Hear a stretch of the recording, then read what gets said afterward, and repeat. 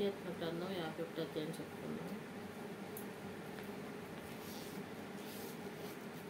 కీర్తన గ్రంథం 51 అధ్యాయము 10వ వచనం, 10, 11, 12 వచనం. దేవా, నా యందు శుద్ధ హృదయము కలుగు చేయము, నా అంతరంగంలో స్థిరమైన మనసు నూతనముగా పుట్టించుము. నీ సన్నిధిలో నుండి నన్ను త్రోసివేయకము, నీ పరిశుద్ధాత్మను నా యుద్ధ నుండి తీసివేయకము. 12 కూడా. నీ రక్షణ ఆనందము నాకు మరలా పుట్టించుము, సమ్మతి గల మనసు కలుగు చేసి నన్ను దృఢపరచుము. చాలు, చిన్న వాక్య దేవుడితో ప్రార్థన చేసుకుని పరిశుద్ధుడు అయిన తండ్రి, ప్రేమికుల దైవానికి వందనాలు, మీ స్తోత్రాలు ప్రభా. నమ్మదగిన దేవుడు నాయన, నిజంగా మరపెట్టి వారికి సమర్పణ దైవానికి స్తోత్రాలు ప్రభా. మీకు వందనాలు యేసయ్యా. ప్రభా, పాటల్లో మీరు తోడుగున్నారు తండ్రి, ప్రార్థనలో మీరు తోడుగున్నారు ప్రభా. మీ స్తోత్రాలు, మీ వాక్యాల్లో కూడా మీరు తోడుగున్నారు ప్రభా. మీ స్తోత్రాలు. మీ వాక్యం వారు నాతో మాతో మాట్లాడండి ప్రభా. మాకు కావాల్సిన వాక్యం మాకు దయచేయండి. మా హృదయాలు ప్రభా నాయన మీ కొరకు ప్రభా నాయన అయ్యా ప్రభా నాయన జీవించేవాళ్ళకి సహాయం ఇచ్చేయండి అయ్యా. మా యొక్క తలంపులు, మా యొక్క ఆలోచనలు కూడా ప్రభు నీ ఒక్కొక్కరికి దయచేయండి ప్రభు. నీ వందనాలు, మీ స్తోత్రాలు నాయన. నాయన నన్ను ఒక్కోసారి జ్ఞాపకం చేసుకోండి ప్రభా. నన్ను సిలుసట్లో పరుచుకొని ఈ వాక్యం ద్వారా ప్రభు నాతో మాతో మాట్లాడి మీ నామం పైన తెచ్చుకోండి. నా నోరు ప్రభా నైనా నా ప్రభు, నా నోరుతో కాదు ప్రభా, మీరు నా నోటి ద్వారా మాట్లాడండి ప్రభా. నీకు వందనాలు స్తోత్రాలు ప్రభు. నా నోరు కూరగా వాడుకోండి అయ్యా. కృప దయచేసి ప్రభు మీ నామంకే మేము తెచ్చుకుంటాండి. మీ స్తోత్రం చూస్తున్నట్లు కూడా ప్రభు మీరే తోడుగుండి ప్రభా. చూస్తున్న ప్రతి ఒక్క బిడ్డకి ప్రభు బిడ్డను కూడా ఆస్వాదించి దీవించి బలపరచమని నాయన నీ వాక్యాన్ని వినిచుండగా ప్రభా గొప్ప మేలు పొందుకున్నట్టు సహాయం చేయమని, స్వస్థత లేని వారికి స్వస్థత ప్రభా, అనారోగ్యంతో ఉన్న వారికి అనారోగ్యం స్వస్థపరచున్నాయా. ఆరోగ్యం ఉండి బాగు చేయండి ప్రభా. ప్రతి ఒక్కరికి తోడుకుని మాకు తోడుకున్నామని చిన్న ప్రార్థన చేర్చుకుంటూ కూడా దయచేయండి నా ప్రభు. నా రక్షణ యేసుక్రీస్తునామములో చిన్నబడి పెట్టుకుంటున్నాను తండ్రి, ఆమేన్. దేవా, నా హృదయము నిబ్బరముగా ఉన్నది. నా హృదయము దేవా నా యందు శుద్ధ హృదయము కలుగజేయము, నా అంతరంగంలో స్థిరమైన మనసు నూతనముగా పుట్టించుము అంటున్నాడు. ఎవరో దావీదు. దేవా నా యందు శుద్ధ హృదయము కలుగజేయమంటాడు. ఎందుకు శుద్ధ హృదయము కలుగజేయమంటున్నాడు దావీదు అంటే? శుద్ధ హృదయం ఆయనకి లేదా? ఆయన శుద్ధ హృదయంతో దేవుని స్తుతించలేదా ఇప్పటి వరకు? దేవునికి వాగ్దానాలు ఎందుకు దేవుడు మాట్లాడుతున్నాడంటే తన ద్వారా నేను ఎక్కడైనా తప్పిపోయేనేమో కాదు, తప్పిపోయాడు. దావీదు తప్పిపోయాడు, ఒకసాట తప్పిపోయాడు. ఎందుకంటే ఒక బెత్షెబా అనే తన భర్తని చంపించేసి వేరే ఒక ఆయన భార్యని ఇతర తీసుకొచ్చుకొని అతని భర్తని చంపించేయటం వల్ల ఆయన దారి తొలగిపోయాడని తెలుస్తుంది. అంటే దావీదు విశ్వాసంలో దారి తొలగిపోయాడు కాబట్టి దేవుడు ఆయన్ని నువ్వు మందిరం కట్టడానికి వీలు లేదు అని చెప్పాడు దావీదుని. మందిరం కట్టడానికి వీలు లేదు, నీ కుమారుడు మందిరం కట్టాలంటే ఎవరు కుమారుడు? దావీదుకి పుట్టిన కుమారుడు. అందులో దావీదుకు ఉన్న భార్యల్లో బెత్షెబా భార్య కుమారుడే మందిరం కట్టమంటాడు. ఎందుకంటే దేవుడు తనని ఎంతగానో ప్రేమించాడు. ఎవరిని? సొలొమోన్ని ప్రేమించాడు. సొలొమోన్ని ప్రేమించాడు. ఎందుకు ప్రేమించాడంటే తన తల్లి మరి రాజు తన భర్త దగ్గర నుంచి, ఉరియా దగ్గర నుంచి యువతలకు వచ్చేసింది. తన భర్త చనిపోవటము చాలా బాధపడింది. అందుకనే దేవుడు ఏం చేశాడంటే ఫస్ట్గా ఒక బాబు పుడతాడు దావీదుకి బెత్షెబాకు ఒక బాబు పుడితే పుట్టిన కొన్ని దినాలకి బాబు చనిపోతాడు. బాబు చనిపోతే దేవుడి దగ్గరికి వెళ్ళి, దేవా నా బిడ్డను బ్రతికిస్తే బ్రతికించు, చంపేస్తే చంపేయి, నీ చిత్తం ఏమైనదో జరిగించు అని వేడుకుంటే అప్పుడు ఏం చేస్తాడంటే ప్రార్థన చేసుకుంటాడు మందిరంలోకి వెళ్ళి. ఎప్పుడైతే ప్రార్థన చేసుకుంటాడో మందిరంలోకి వెళ్ళి దేవుడు తన తప్పులన్నీ కూడా తెలియపరుస్తున్నాడు. ఎవరికి? దావీదుకి. దావీదుకి తను చేసిన ప్రతి ఒక్క తప్పు కూడా తెలియపరుస్తున్నప్పుడు దేవుడి దగ్గర అతన్ని కూడా ఒప్పుకుంటున్నాడు. అందుకే ఒప్పుకుంటున్నాడు, ఎందుకంటే తను చేసిన ప్రతి పాపమును, తను చేసిన ప్రతి తప్పును దేవుడు తనకి తెలియపరుస్తున్నాడు. తన రక్షణ పోగొట్టుకున్నానేమో అన్న భయము తనలోకి వచ్చింది. ఏమొచ్చింది? తన రక్షణ పోగొట్టుకున్నానేమో అన్న భయము తనలోకి వచ్చింది. అందుకే ఇక్కడ ఏమంటున్నాడంటే, దేవా నా యందు శుద్ధ హృదయము కలగజేయము అంటున్నాడు. వేడుకుంటున్నాడు దావీదు. ఏమంటున్నాడు? వేడుకుంటున్నాడు దావీదు, దేవా నా యందు శుద్ధ హృదయము కలగజేయము, నా అంతరంగంలో ఉన్న స్థిరమైన మనసు నూతనముగా పుట్టించుము అంటున్నాడు. నా అంతరంగంలో ఉన్న స్థిరమైన మనసు నూతనముగా పుట్టించుమాను. అంటే ఇప్పటి వరకు చేసిన ప్రార్థన, ఇప్పటి వరకు చేసిన ఇప్పటి వరకు చూపిన విశ్వాసము ఏమైపోయింది? కనుమరుగు అయిపోయింది. ఎందుకంటే తను చేసిన పాపము దేవుడు తను చేసిన తప్పు దేవుడు మెచ్చలేదు కాబట్టి దేవుడు తన తప్పులన్నీ కూడా తెలియపరుస్తుంటే ఎక్కడికి వెళ్ళాడు దావీదు? దేవుని పాదాల దగ్గరికి వెళ్ళాడు. దేవుని పాదాల దగ్గరికి వెళ్ళి వేడుకుంటుంటే తన తప్పులు తనకి బయట పెడుతున్నాడు. తన తప్పులు తను బయట పెడుతున్నప్పుడు దావీదు తన తప్పులు ఒప్పుకుంటున్నాడు. ఏమని అంటే, దేవా నా యందు శుద్ధ హృదయము కలగజేయము, నా అంతరంగంలో స్థిరమైన మనసు నూతనముగా పుట్టించము, నీ సన్నిధిలో నన్ను త్రోసివేయద్దు అంటున్నాడు. చూసావా? ఆయనకి భయం వచ్చేసింది. దావీదుకి ఆయనకి భయం వచ్చేసింది. నేను ఎక్కడ తొయ్యబడతానో సన్నిధిలో నుంచి, ఎక్కడ నేను అనాథనైపోతానో, ఎక్కడ దేవుడు నన్ను విడిచిపెట్టేస్తాడో, ఎక్కడ దేవుడు నాకు సహాయం చేయడో, ఎక్కడ దేవుడు నన్ను బలపరచడో, ఎక్కడ దేవుడు నన్ను ఆశీర్వదించడో, ఎక్కడ దేవుడు నన్ను విడిచిపెట్టేస్తాడో అన్న భయం ఆయనలోకి వచ్చేసింది. అందుకే భయం వచ్చేసింది కాబట్టి దేవుని సన్నిధిలో ప్రార్థన చేస్తున్నాడు. ఏమని చేస్తున్నాడంటే, నీ సన్నిధిలో నన్ను త్రోసివేయద్దు ప్రభువా అంటున్నాడు. నీ సన్నిధిలో నన్ను త్రోసివేయద్దు ప్రభువా అన్నాడు. అంటే ఆయన పాపాలు, ఆయన దోషాలన్నీ కూడా దేవుడు తెలియపరుస్తున్నాడు కాబట్టి తన యొక్క హృదయం ఏమవుతుందంటే దేవుని దగ్గర గోజాడుకుంటుంది. అందుకే నీ సన్నిధిలో నన్ను త్రోసివేయకము ప్రభువా, నీ పరిశుద్ధాత్మ నా ఎదురు నుండి తీసివేయకము అన్నట్టు. ఆయన పరిశుద్ధ ఆత్మ అభిషేకింపబడిన దావీదైన, అభిషేకింపబడిన సమూయేలు ద్వారా అభిషేకింపబడిన దావీదు అభిషేకింపబడ్డాడు. అందుకే ఎక్కడ అభిషేకం పోయిద్దో ఆ పాపాల ద్వారా, నా యొక్క దోషాల ద్వారా, నేను చేసిన బుద్ధిహీనత వల్ల నాకు ఎక్కడ అభిషేకం పోయిద్దో, ఎక్కడ నాకు పరిశుద్ధ ఆత్మ పోయిద్దో అని ఆయన అడుగుతున్నాడు అన్నమాట. ఇక్కడ ఏమంటున్నాడు? నీ పరిశుద్ధాత్మ ఎదురు నుండి తీసివేయద్దు ప్రభువా అంటున్నాడు. ఏమంటున్నాడు? నీ పరిశుద్ధాత్మ ఎదురు నుండి తీసివేయద్దు అంటున్నాడు. మనము కూడా ప్రార్థన చేసేటప్పుడు రక్షణ పొందుకున్నాం కదా, ఒకప్పుడు రక్షణ పొందుకున్నాం కదా, ఆ రక్షణ సాల్లే అనుకుంటాం.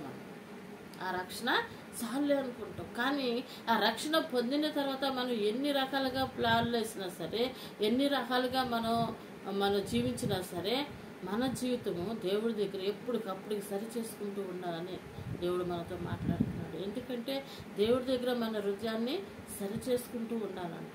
దేవుడి దగ్గర మన హృదయాన్ని సరి చేసుకుంటూ, ప్రభా నన్ను క్షమించయ్యా, ప్రభా నన్ను క్షమించు ప్రభా నాకు సహాయం చేయి ప్రభా, అయ్యా నేను దారి తొలగిపోతున్నానేమో ప్రభా, అయ్యా నీ మార్గంలో నేను నడవలేకపోతున్నానేమో ప్రభా, అయ్యా నేను భక్తి కలిగి జీవించలేకపోతున్నానేమో ప్రభా అని మన హృదయాన్ని మనం సరి చేసుకుంటూ ఉండాలి. అందుకే దేవుడు మాట్లాడుతున్నాడు దావీదు ద్వారా మనతో.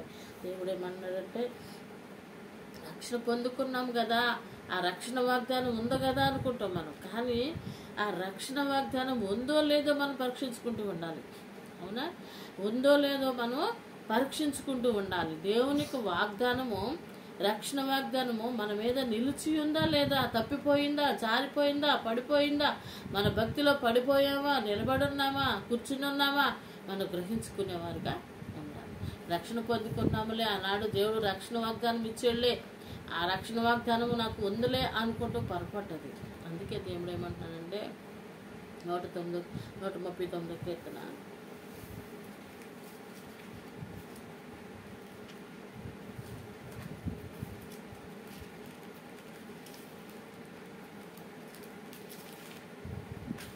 139 కీర్తన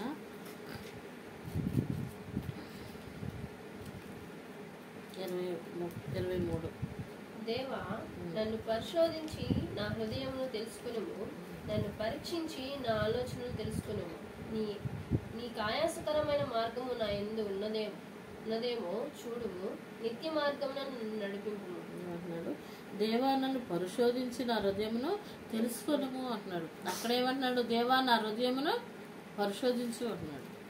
ఇక్కడ ఏమంటున్నాడు? కీర్తన గ్రంథం 51లో 10వ వచనంలో దేవా, నా యందు శుద్ధ హృదయము కలగజేయము అంటున్నాడు. ఇక్కడ ఏమంటున్నాడు? పరిశోధించు అంటున్నాడు. పరిశోధించు అంటే దేవుణ్ణి పరిశోధించబడు. ప్రభా నేను అంటే ఇక్కడికి సరైపోయాడు అన్నమాట.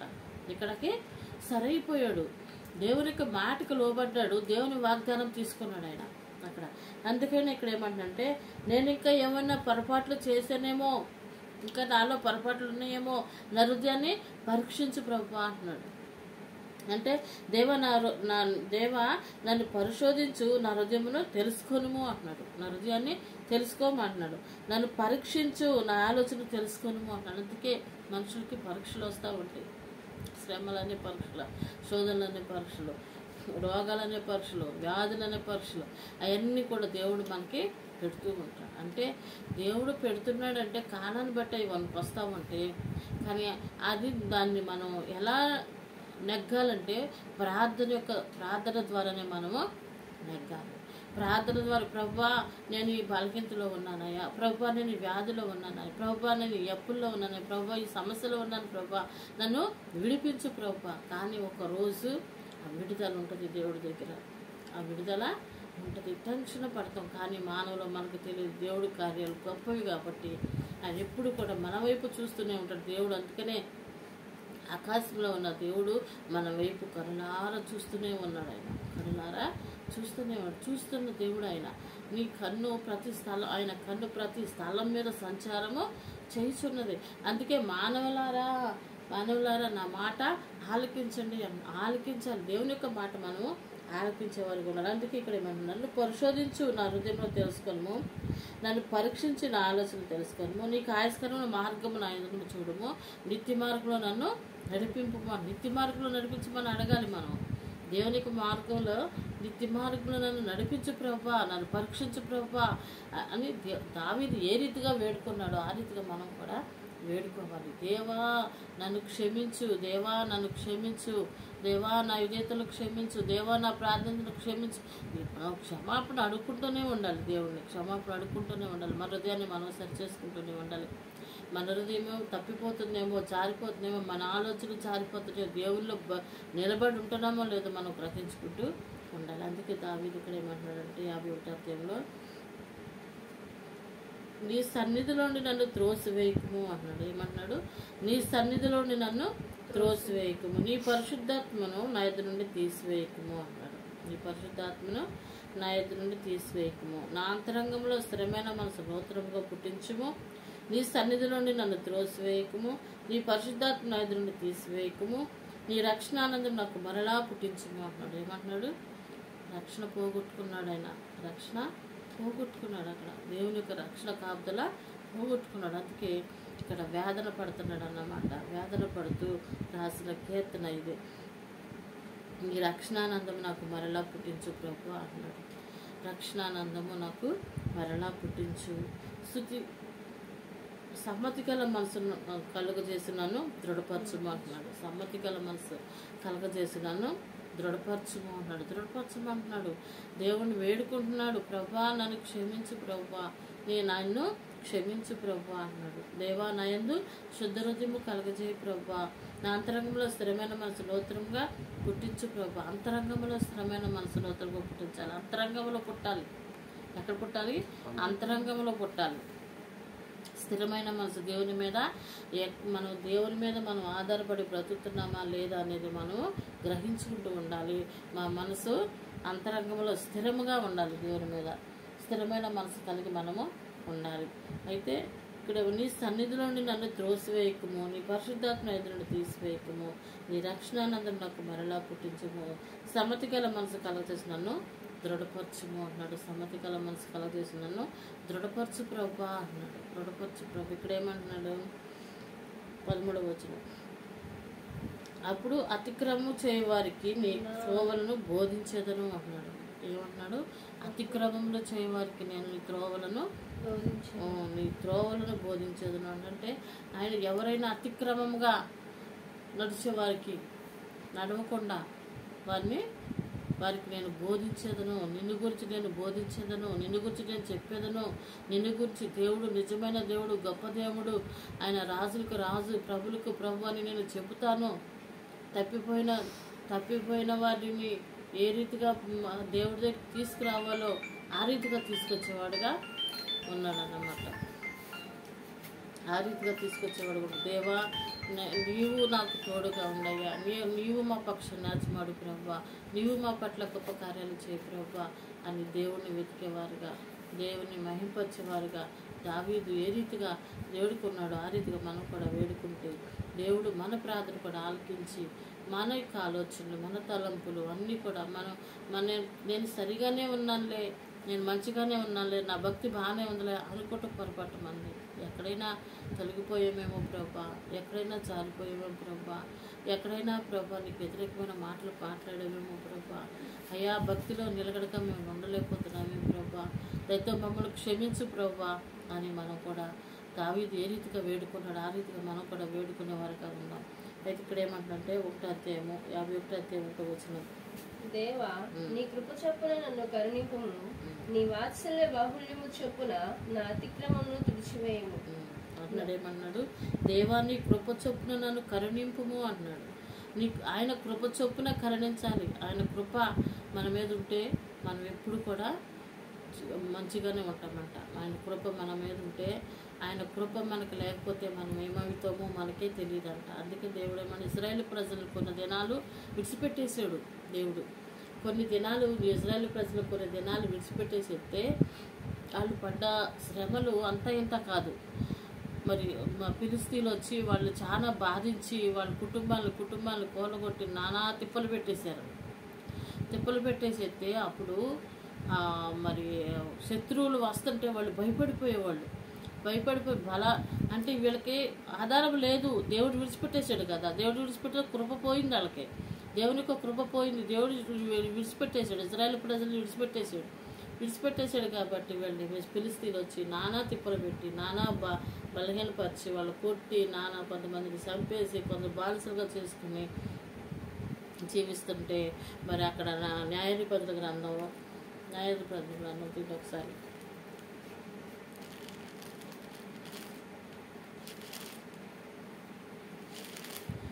న్యాయాధిపతి అయిన దేవుడు నిన్ను తీర్పు తీర్చే వేళలో ఈ గుంపులో నీ ఉందు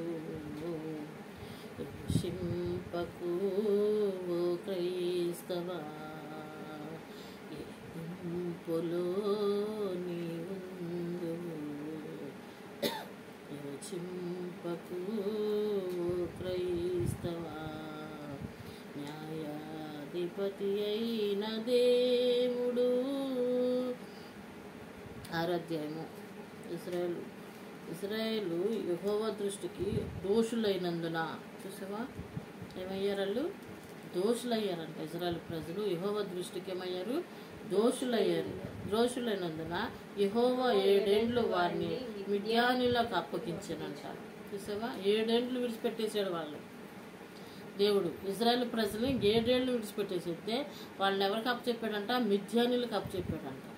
మిద్యానీయులకు అప్పచెప్తే వాళ్ళు మామూలుగా వాడుకోవాలి. వాళ్ళు మిద్యానీయులు చేయు ఇశ్రాయేలీయుల మీద మిద్యానీయుల చెయ్యి ఇజ్రాయేలు మీద హెచ్చయ్యును గనుక వారు మిద్యానీయులు ఎదుట నిలువలేక కొండల్లోనున్న వాగులను, గుహలను, దుర్గములను తమకు సిద్ధపరచుకునిరి. అంటే ఆ కొండల్లో ఉన్న గృహలలో మిద్యానీయులు హెచ్చైనట్లుగా వారు మిద్యానీయులను ఎదుట నిలవలేక కొండల్లోనూ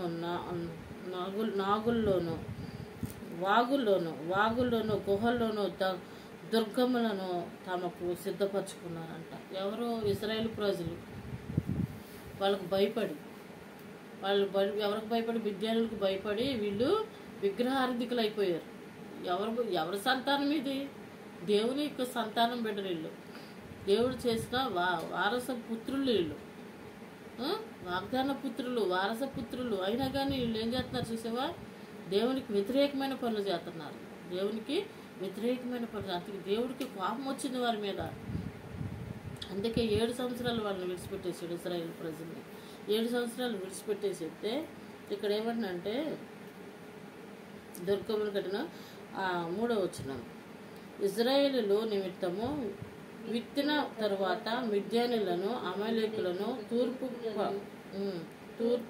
తూర్పు నుండి వారును తమ పశువులను గుడారములను తీసుకొని నిరతల దండలుగాను విస్తారంగా వారి మీదకి వచ్చి వారి ఎదుట దిగి గాజాకు పోవునంత వరకు దూరము భూమి పంటను పాడు చేసి ఒక గొర్రెను వారికి గాని ఎద్దును గాని గాడిదను గాని జీవన సాధనమైన మరి దేని అయినా గాని ఇశ్రాయేలుకు ఉండనీయలేదు. వారి ఒంటెలను లెక్కయుండెను, వారి ఒంటెలను లెక్కలేకయుండెను. దేశమును పాడు చేయుటకును వారు దానిలోనికి వచ్చిరి. ఇశ్రాయేలు మిద్యానీయుల వల్ల మిక్కిలి హీన దశకు వచ్చినప్పుడు వారు యెహోవాకు మొరపెట్టిరి.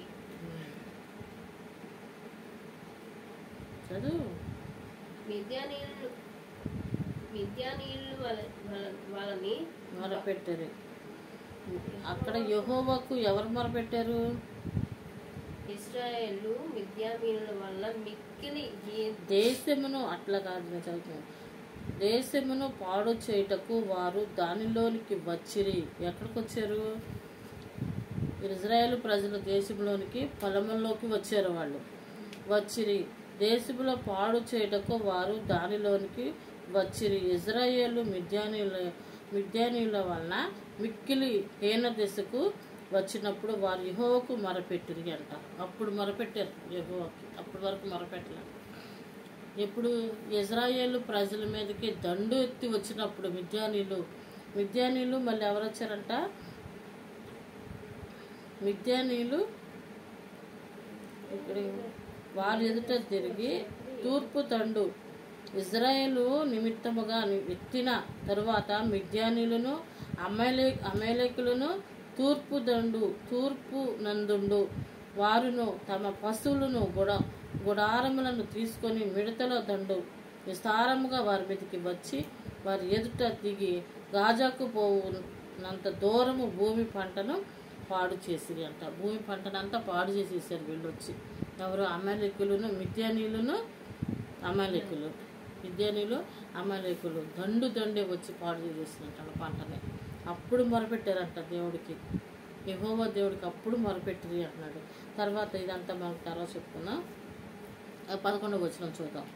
యెహోవా దూత వచ్చి అబీయెజెరీయుడైన యెహోషువకు కలిగిన ఓప్రేలోని మస్తాకి వృక్షం క్రింద కూర్చుండెను. యెహోషు కుమారుడైన గిద్యోను మిద్యానీయులకు మరుగైయుండునట్లు గానుగ చాటున గోధుమలను దొర్లగొట్టుచుండగా యెహోవా దూత అతనికి కనబడి, పరాక్రమగల బలార్జుడా, యెహోవా నీకు తోడైనాడని అతడితో అనగా, గిద్యోను చిత్తమున ఎలినవాడా, యెహోవా మాకు తోడై ఉండిన ఎడల ఇదంతయు మాకెలా సంభవించెను అని అడుగుతున్నాడు. ఎవరు? గిద్యోను. పరాక్రము గల బలార్జుడా అంటున్నాడు. గిద్యోను కూడా దాక్కున్నాడు అక్కడ. ఎవరు వస్తున్నారు? శత్రువులు వస్తున్నారేమో అని చెప్పేసి.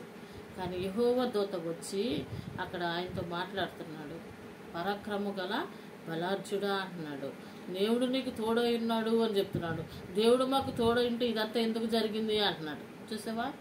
దేవుడు మాకు తోడై ఉంటే ఇదంతా ఎందుకు జరిగింది అంటున్నాడు. అదంతా స్టోరీ చాలా పెద్దది ఇది.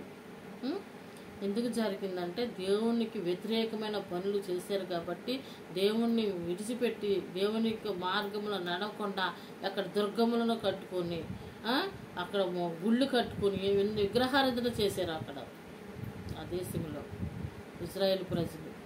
అందువల్ల దేవుడు వారిని విడిచిపెట్టి దేవునికి వ్యతిరేకంగా ఏదైనా మనం చేస్తే ఇదే మనకు గుర్తుపెట్టుకోవాలి. దేవుని దగ్గర మనం ఏదైనా తప్పు చేసామంటే తప్పుకు శిక్ష కంపల్సరీ పడుద్దని తెలుసుకోవాలి. మనం అది ఎలా పడుద్ది అనేది తెలియదు, ఎప్పుడు చేస్తాడనేది మనకు తెలియదు, ఎప్పుడు జరుగుద్ది అనేది కూడా మనకు తెలియదు. అది ఆయనకు ఒక్కడికే తెలుసు. అర్థమైనా? ఆయనకు ఒక్కడికే తెలుసు. అందుకే మన మార్గములు రమ్య మార్గములుగా ఉండాలి కానీ మన మార్గములు అగమ్యంగా ఉండకూడదు. గమ్యంగా ఉండాలి కానీ అగమ్యంగా ఉండకూడదు. దేవునికి వ్యతిరేకముగా ఉండకూడదు. దేవునికి మెత్తైన మార్గంలో మనం ఉండాలి కానీ దేవునికి వ్యతిరేకమైన మార్గంలో మనం ఉండకూడదు. అందుకే దావీదు ఏమన్నాడు? దావీదు పశ్చాత్తాపడ్డాడు తప్పు చేసి. ఇక్కడ ఇజ్రాయేల్ ప్రజలు తప్పు చేసి బాధపడ్డారా? ఎవరు దేవుణ్ణి విడిచిపెట్టేస్తే ఎవరికి ప్రమాదం? అది మనకే ప్రమాదం. అందుకే దేవుడు ఏమంటున్నాడంటే లాస్ట్కి వాళ్ళు మొరపెట్టారు కాబట్టి దేవదూతను ఇక్కడ పంపించాడు పొలంలోకి గిద్యోను దగ్గరికి. అంటే వాళ్ళందరిలో ఇజ్రాయేల్ ప్రజలందరిలో ఈ గిద్యోను యొక్క దీనుడుగా ఉన్నాడు కాబట్టి ఈయన దగ్గరికి ఈయన చేయగలడు. పరక్రమ గల బలార్జుడా అంటున్నాడు. చూసావా? పరక్రమ గల బలార్జుడు. నేను బలార్జుడునా? నేను పరక్రమ గల బలార్జుడా? నేను బలం గలవాడినా? నాలో శక్తి ఉందా? నాకు బలం ఉందా? నేను జయించగలనా అంటాడు. తర్వాత నేను చేయలేను కదా, నేను వాళ్ళని ఎలా ఓడించగలను? నా వల్ల ఏమైద్ది అని అడుగుతాడు. నువ్వు చేయగలవు, నేను నీకు తోడుగా ఉంటాను, నువ్వు చేయగలవు, నువ్వు వాళ్ళని ఓడించగలవు అంటాడు. అప్పుడు చిత్తగించు ప్రభువా అని అడిగినప్పుడు మరి ఆయన కొన్ని పరీక్షలు పెడతాడు దూతకి. నీవే నిజమైన దేవుడు అయితే ఇదిగో ఈ మంచు తెల్లరిపాటికి పొలంలో మంచు పడేటట్టు చెయ్యి అంటాడు. ఇదిగో నువ్వే నిజమైన దేవుడు అయితే అది మంచు పడిన తర్వాత మళ్ళీ ఆ మంచు పడిన తర్వాత మళ్ళీ అంటాడు ఆ మంచు ఆరిపోయేటట్టు చెయ్యి అంటాడు. ఇదిగో నిజమైన దేవుడు నువ్వే అయితే ఇదిగో ఈ గొర్రెబొచ్చు మీద మంచు కురిపించు అని అంటాడు. అన్ని పరీక్షలు పెడతాడు. అన్ని పరీక్షలు పెట్టిన తర్వాత నువ్వు నిజమైన దేవుడివని ఒప్పుకుంటాడు. అప్పుడు పరక్రమ బలార్జుడు ఈ గిద్యోను, నువ్వు నిజమైన దేవుడివి, నువ్వు నాకు తోడుగా ఉన్నావు కాబట్టి నేను జయించగలుగుతానని చెప్పేసి నమ్మి వాళ్ళ మీదకి వెళ్తాడన్నమాట. చంపేస్తాడు వాళ్ళందరినీ. గిద్యోను ఇజ్రాయేల్ ప్రజలను తీసుకెళ్ళిపోయి వాళ్ళు దండు మీద ఎలా వెళ్తాడంటే గుర్రాలు రౌదులు వేసుకుని వెళ్తుంటే టకా టకా టకా టకా టకామని వెళ్తుంటే ఆ ఊర్లో ఎవరో పెద్ద రాజులు వచ్చేస్తున్నారని చెప్పేసి గబగబ బయటకు వచ్చేసరికి గిద్యోను తెలివిగా పలానా చోట ఎవరో ఉన్నారని చెప్పి ఆ ఊరోళ్ళందరూ పరిగెడుతుంటే ఈ ఇజ్రాయేల్ ప్రజలు వెళ్ళారు కదా వాళ్ళని చంపటానికి మొత్తం అందరినీ హతమార్చేసాడు దేవుడు. మొత్తం అందరినీ హతమార్చేటట్టుగా చేసేసాడు. అది వీరొక జ్ఞానం కాదు, దేవుని యొక్క జ్ఞానం. దేవుడు మనకు తోడుకుంటే ఏదైనా మనకి చేయగలుగుతాడు, సాధిస్తాడు అన్నమాట. అది దేవుడు మనకి ఎన్ని మేళ్ళు చేసినా ఎన్ని ఉపకారాలు చేసినా మనం మర్చిపోయేవారు. ఇజ్రాయేల్ ప్రజల్లో మనం ఇజ్రాయేల్ ప్రజలు మర్చిపోయిన వారికి లాగానే మనం కూడా ఉంటున్నాం. ఇజ్రాయేల్ ప్రజల్లాగానే ఉంటున్నాం మనం కూడా. ఎందుకంటే దేవుడు ఎన్ని మేళ్ళు చేసినా మర్చిపోతున్నాం. దేవుడు మనకు తోడుగా ఉంటున్నాడు, దేవుడు మనకు మేలు చేస్తున్నాడు, దేవుడు ఎన్నో ఉపకారాలు చేశాడు, కానీ కృతజ్ఞత బుద్ధిగా ఉంటున్నాం మనం. 106వ కీర్తనలో ఏమంటున్నాడంటే 106వ కీర్తన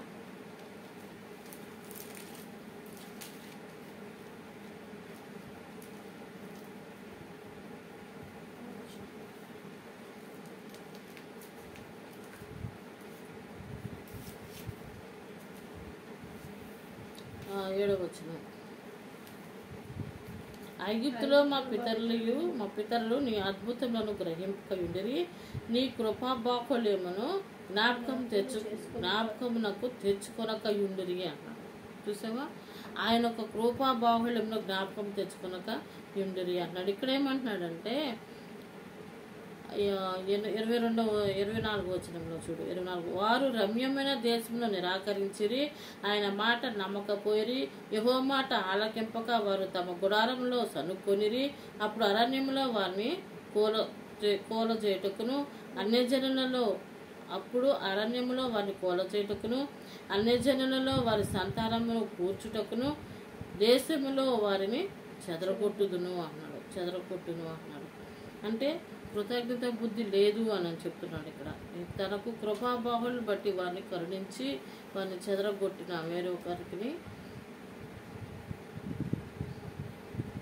కృతజ్ఞత బుద్ధి ఉండాలి. మనకి దేవుని నమ్ముకున్నాక కృతజ్ఞత బుద్ధి కలిగి మనం ఉండాలి. ఇక్కడ అదే చెప్తున్నాడు. కృతజ్ఞత బుద్ధి లేకపోతే మనం ఎంతకైనా దేవుడు మనల్ని విడిచిపెట్టడానికి సమర్థుడైనా మనల్ని విడిచిపెట్టేటానికైనా సమర్థుడు. ఎందుకు విడిచిపెట్టవు ప్రభా, ఎందుకు ఇలా జరిగింది ప్రభా అనటానికి మనం సరిపోము. ఎందుకంటే మన బుద్ధిహీనత మనకి తెలిసి ఉన్నది, మన భక్తిహీనత మనకు తెలిసి ఉన్నది. కాబట్టి ఆయన యొక్క మార్గంలో మనం నడవాలని ఆయన యొక్క ఆశ కలిగి ఉన్నాడు. కాబట్టి ఆయన యొక్క చిత్తములో మనం ఉండాలని ఆయన ఆశ కలిగి ఉన్నాడు. కాబట్టి మన మానవులము, మన యొక్క ఆలోచన, మన యొక్క తలంపులు, ఈ మట్టి ఆలోచనలు, ఈ లోకపు ఆలోచనలు, ఈ లోక తలంపులతో ఎక్కడెక్కడ తిరుగుతున్నాయి. మన మైండ్ ఎక్కడెక్కడ తిరుగుతుంది. అందుకని దేవుడు, నా బిడ్డలారా నా యొద్దకు రండి, మేలు పొందుకోండి, ఆశ్రయించబడండి, దీవించబడండి, మొరపెట్టండి, విజ్ఞాపన చేయండి. లోకాన్ని ప్రేమించొద్దు, నన్ను ప్రేమించండి, లోకం వైపు చూడొద్దు, నా వైపు చూడండి అని దేవుడు మనకి చెప్తున్నాడు అన్నమాట. చిన్న వాక్యం దేవుడు దీవించడం కాక ఆమేన్.